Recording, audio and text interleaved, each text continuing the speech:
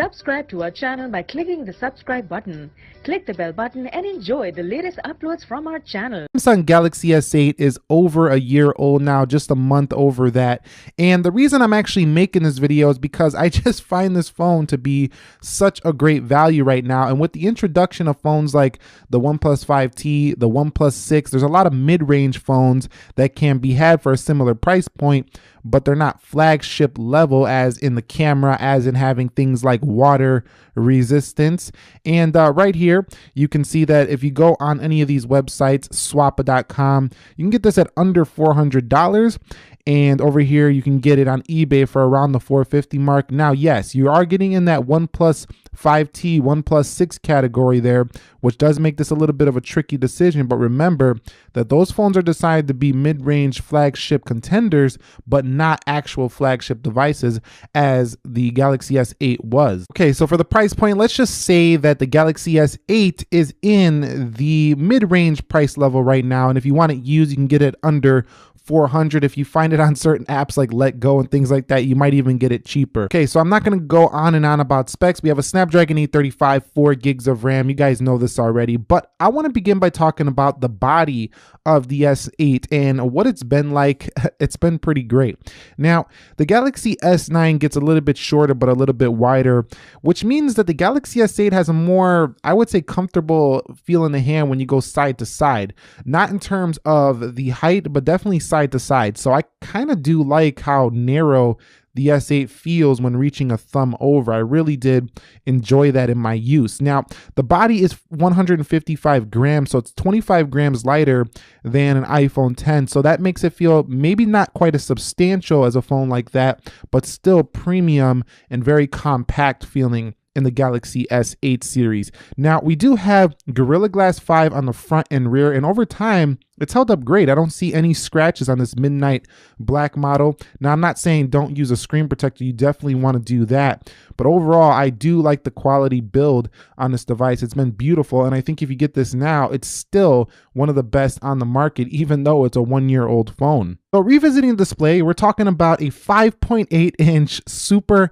AMOLED HDR10 compliant 570 pixels per inch. Is that enough pixels for you to see on this display? And it's been fantastic. One thing I do want to note is I don't prefer this over a flat display though. That's one thing. The curves sometimes just get a little distracting to me.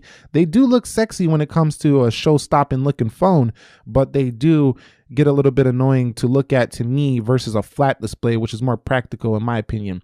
Now, if you do hold down this home button right here, you can see that this is a force touch button. So from the lock screen on any Samsung S8 and above, you can just press like that and you'll feel a little vibration. Now, the whole screen is not force touch, but that home button is. So overall, the display does have the ability to tweak it, as does all other Samsung phones. And this phone really doesn't, need to come out of adaptive display unless you really want to get those natural colors.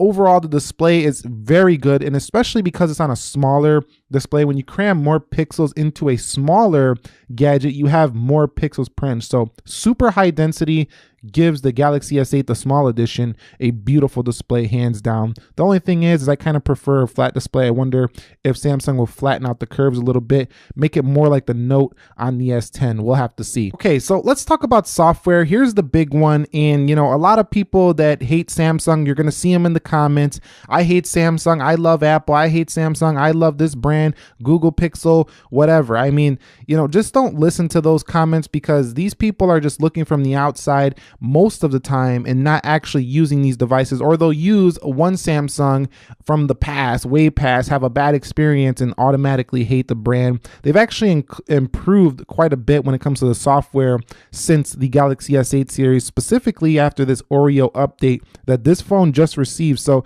if you do get a Galaxy S8, you will be getting the software Android 8.0 Oreo with the Samsung Experience version 9.0, which makes this phone actually quite snappy in comparison to when it first launched. So the software you're getting on it right now is definitely up to date. It will be a little bit behind when Android P does officially come out for the Pixel series. I think it's going to take a while for the S8 to get that, but it will eventually get that. Now, when it comes to software, it doesn't get its updates as frequently as phones like Apple, as we all know, but at the same time, it does get at least one major update for 2 years or so, and maybe you might even get a third update for this one. I wouldn't be surprised if you do get that, but don't be surprised if you don't get it either. So software is still kind of when it comes to the updates, but in terms of its refinement and polish, it's one of the best ever for Samsung because it's definitely a lot cleaner than it used to be. It's not as feature, in your face like it used to be. So it's a lot easier to use. And if you do organize it, you can make it very clean like I have done right here. So overall, the software on a scale of 1 to 10 for me is a solid 8. Okay, guys, so for the S8, when it comes to that performance, it's actually very solid as well, especially since the Oreo update. I put the 0.5x animations and the performance is just fast here for the Galaxy S8, even with the 4 gigs of RAM. Now, coupling a Samsung phone with 6 gigs of RAM to me gives it a better multitasking experience. Like when you go through your applications and reopen things, some things will reload a little bit like that on a 4 gig of RAM version, but when you're using a 6 gig of RAM, more things do hold in the background for a Samsung device. So just keep that in mind. On a 4 gig of RAM version, you don't want to run like 20 apps at a time. You probably want to run like 10 at max, just so you can keep everything loaded in the background. But other than that, it's very fast. And sometimes in the past software, it would twitch a little bit. It would like have input lag. Like when you touch it, it would just take a second to open.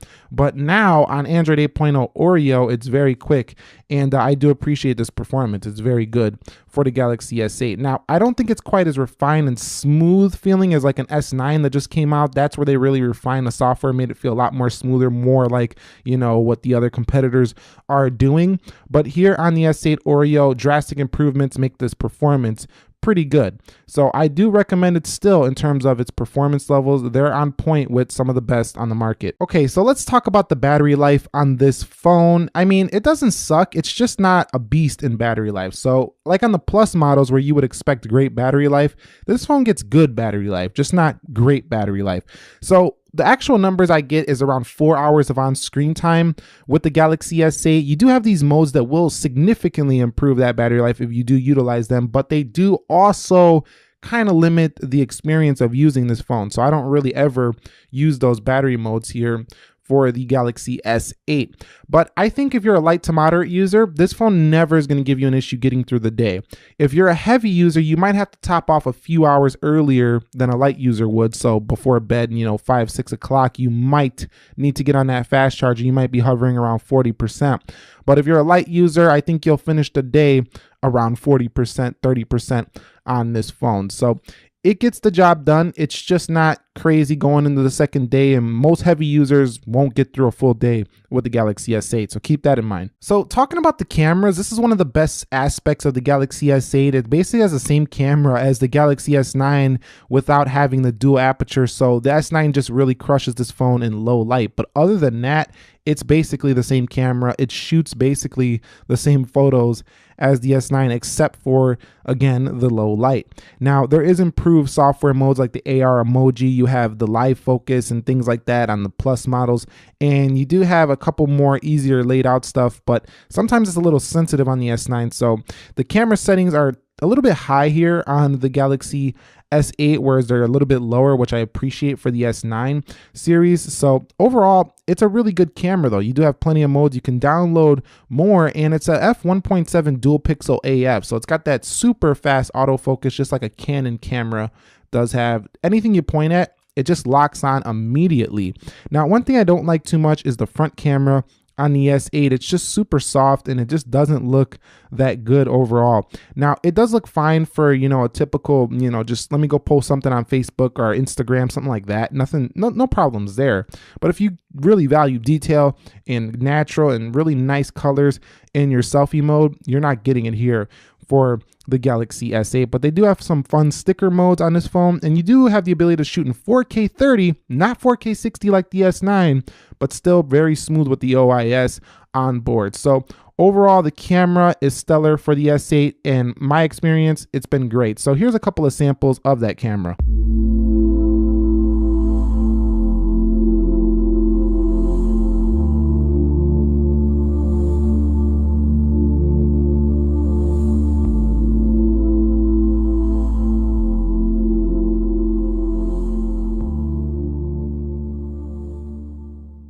Discussing one thing that I didn't really like about this phone was the audio performance. It's just not that loud from this single firing speaker. Now, again, they improved this, but we're talking about the S8 here. If you're going to pick up an S8 after 1 year, the audio is pretty tinny and it's easy to cover up. Don't get me wrong, you could hear stuff. It's not like you're not going to hear anything coming out of your phone. I'm not saying that. I'm just saying you're not going to be super impressed with that audio that comes out of this phone. Now, it is made up by the fact that it does have a headphone jack though. So overall, it's kind of like a 50-50 experience. If you want to use it for external audio, you're going to be disappointed, but you're going to be very impressed that you still have a headphone jack to use all of your existing headphones. But not everybody enjoys headphones, so it's a 50-50 on the audio for me. Now, the things I've appreciated the most about the Galaxy S8 series is it has USB Type-C. I think that all phones should adopt the USB Type-C standard here going forward. Even Apple should adopt this, I think, as they're putting it in their computers,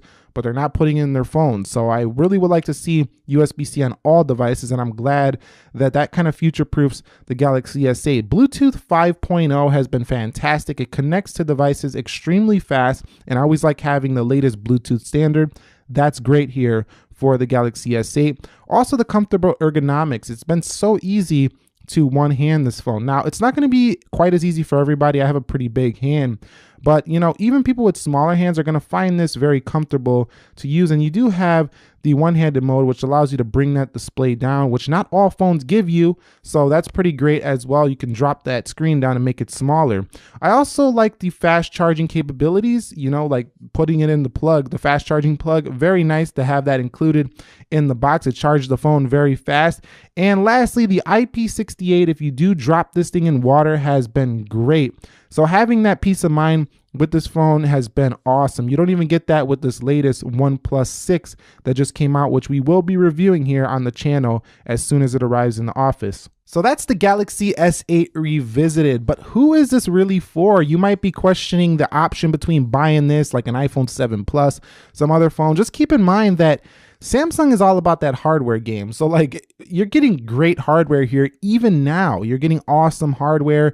It's not that much of a difference from the S9. So you're saving yourself 50% over an S9 and you're still going to be able to use this thing quite easily for the next couple of years. It should last just fine. Has a great camera and it has IP68 water resistance. So it's flagship level. It's still premium. I think anybody who's looking for a ton of features but don't want to drop more than like that $400 price point, find one of these refurb, find one of these used in great mint condition. It's going to be a steal here.